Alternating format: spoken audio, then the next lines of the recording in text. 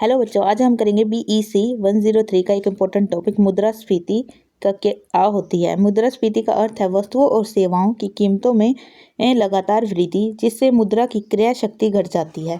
जैसे अगर कोई पेन 5 रुपये का आता था पहले, अब उस पेन की कीमत 8 रुपये हो गई है, तो उसका मतलब क्या है कि प्राइस बढ़ गया। अब कोई व्यक्ति 10 रुपये थे उसके पास, वो पहले क्या 2 पेन खरीदता था, लेकिन अब क्या वो सिर्फ एक ही पेन खरीद पाएगा। इसका मतलब है कि उसकी क्रय शक्ति है वो क्या हो गई है, कम हो गई है। इसके कुछ कारण भी होते हैं, चलो इसके कारणों के बारे में पढ़ते हैं। फर्स्ट कारण है इसका मुद्रास्फीति के कई कारण हो सकते हैं। पहला कारण है मांग पक्षीय मुद्रास्फीति। इसका मतलब है कि जब किसी देश में वस्तु और सेवाओं की मांग उत्पादन से अधिक हो जाती है तो कीमतें बढ़ने लगती है। इसका मतलब है कि अगर हमारे पास 5 पेन है, अगर उसको खरीदने के लिए 10 व्यक्ति आ जाते हैं तो इससे क्या है, जो पेन का मूल्य है वो बढ़ जाता है। इससे ही मांग पक्षीय मुद्रास्फीति होती है। यह कि इसके कुछ कारण होते हैं, जैसे लोगों की आय बढ़ जाना, सरकार द्वारा अधिक खर्चा करना, करों में कमी और ब्याज दरों में कमी।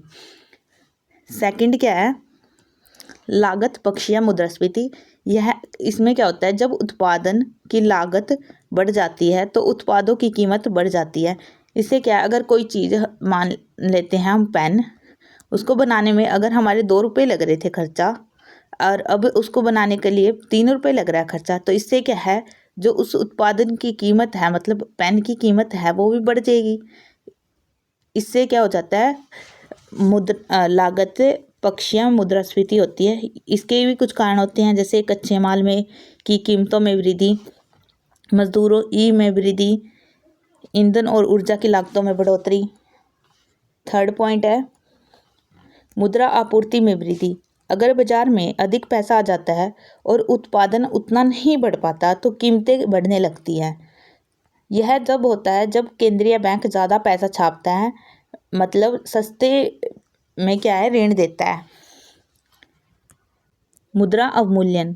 यदि किसी देश की मुद्रा का मूल्य अन्य देश की मुद्राओं की तुलना में कम हो जाता है तो आयातीय वस्तुएं महंगी हो जाती है, जिससे मुद्रास्फीति बढ़ जाती है।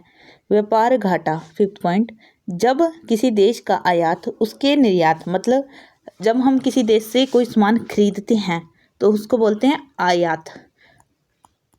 अगर हम किसी देश में सामान भेजते हैं तो उसको बोलते हैं निर्यात। अगर हमारे देश का आयात उसके निर्यात से ज़्यादा हो जाता है तो विदेशी मुद्रा भंडार पर दबाव पड़ता है और घरेलू मुद्रास्फीति में बढ़ोतरी हो जाती है।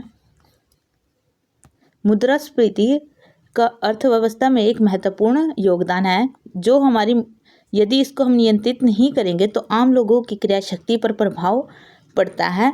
इसे नियंत्रित करने के लिए सरकार और केंद्र सरकार अलग अलग नीतियाँ अपनाती हैं, जैसे ब्याज दरों में बदलाव, मौद्रिक नियंत्रण और व्यापारिक संतुलन बनाए रखना।